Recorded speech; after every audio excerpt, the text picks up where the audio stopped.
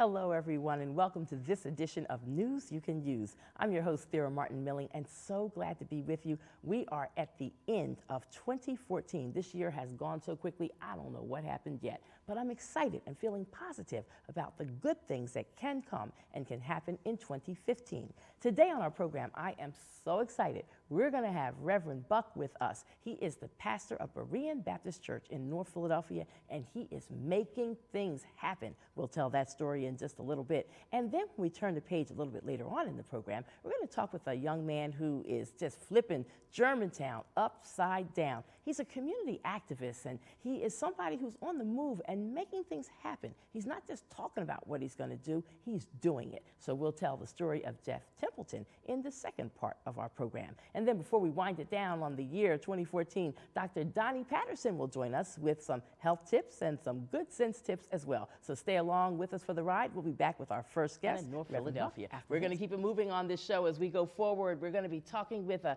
young man who is just fiery. I love his spirit. I met him when he knocked on my door about a year ago, maybe a little less than a year ago. And he started talking, and he had flyers in his hand, and I see him all the time going through the community, but he's not just talking, he's making things happen. I'm talking about Jeff Templeton. We'll be back to tell his story in a moment. Stay with us.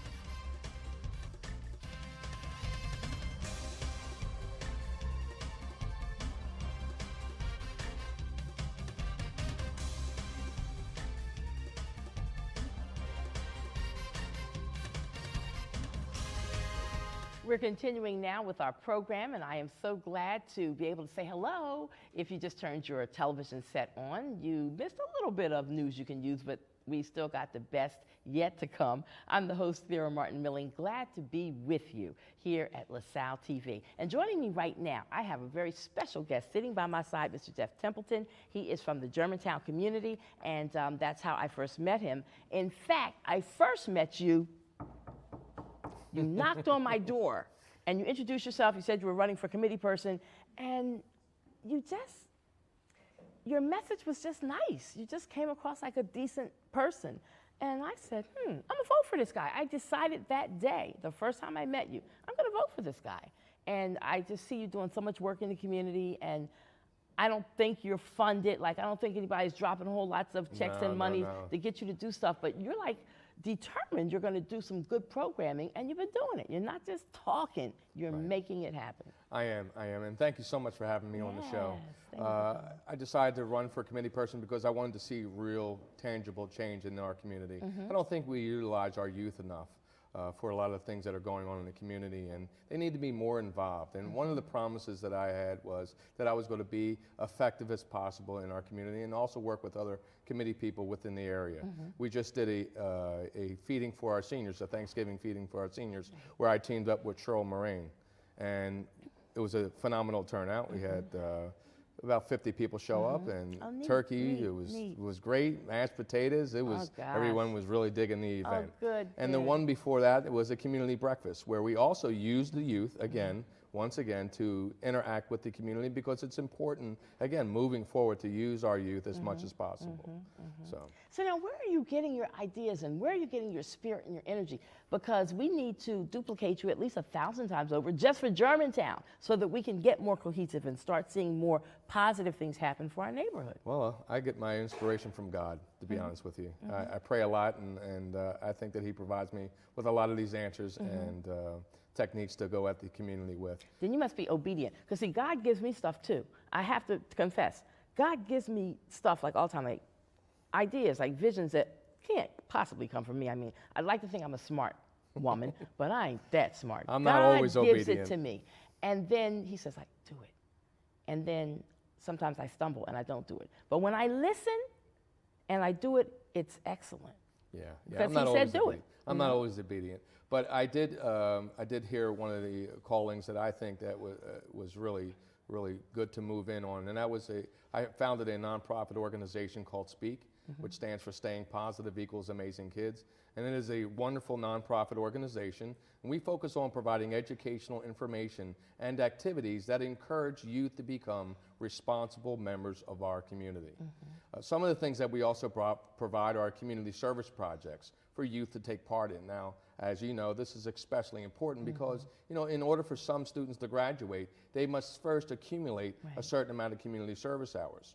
We also provide a ton of other things, like some of the programs that we're offering is our Golden Ticket Incentive Program, where we actually reward children for their academic achievements. We're working with a few schools right now, John Story Jenks, Anthony Wayne Academy, and John B. Kelly. That's in Germantown. So, and the students love it. And we also have a Golden Ticket Shadowing Program where children actually have a chance to shadow public figures in the workspace. Councilwoman Cindy Bass is a shadower. So is Judge Giovanni Campbell. So this is a great inspiration for children to be a part of, and it removes any intimidation that they may see, you know, looking at it from the outside. Okay. Now, I know that, you know, to have an idea is one thing. To make it happen, again, can be a whole nother ball field.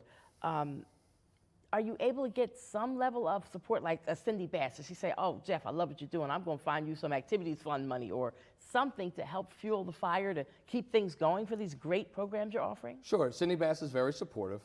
My biggest challenge is finding people within the community who are going to be dedicated and be honest to the youth that we're working with. That is such an, you know, it seems to be the biggest task, to be honest with you. I see a lot of resistance come from the adults more than the children. The children are open to anything, you know. They're like, hey, if it's fun, I'm with it, you know. You know, we have our annual community service event down in Love Park, where we give children that chance to accumulate their community service hours. And we just had it this November, where we fed the homeless. In fact, I think I saw you in it was November 8th. November 8th. And that I missed it. Yeah, I mentioned it to you. Yes. And it was a great turnout. We had about just over 200 people show up. And we had the Boy Scouts come out, and they did their thing. And, you know. That's so good. You know, you can find a ton of information just on our website alone at Philly. I like the idea that you don't just stay in Germantown then with some of the activities that you do, because another thing that I found, some of the youth, some of the young people that I've met in our community in Germantown, right around Schoolhouse Lane and Coulter and all that, kids who've never been any further than Germantown or North Philly maybe, who never got to Atlantic City or Wildwood or not even the Penn's Landing. Are you kidding me? There are children who live in this city, and that's their world, where that little radius of where they live and they go to school. And that's like insane crazy to me. And so, again, I love hearing what you're doing, and you're taking kids out and you're letting them see that there's a bigger part of Philadelphia than just Germantown, or there's a bigger part of the world than just Philadelphia. Yeah, one of the great things that I want to mention is that with our councilwoman, what she's allowing children to do is to come into City Hall and shadow her during a session, a council session. And a lot of people don't know exactly what goes on in City Hall. Even some adults, you'd be surprised. I know. They have no clue what goes on in City Hall or even what goes on in the council meetings. So that's a really great encouragement for children. And the last one actually left and said, you know what, Mom, I think I might wind up becoming a politician. Which is a segue to the next thing I want to talk to you about in the 2.5 minutes or so that we have left. I'm not trying to make you a city council person today or tomorrow, or a state rep or a state senator. However, the reality is you are a committee person now. Can you just talk real briefly so that people who are out there wondering, well, how do I get started in politics?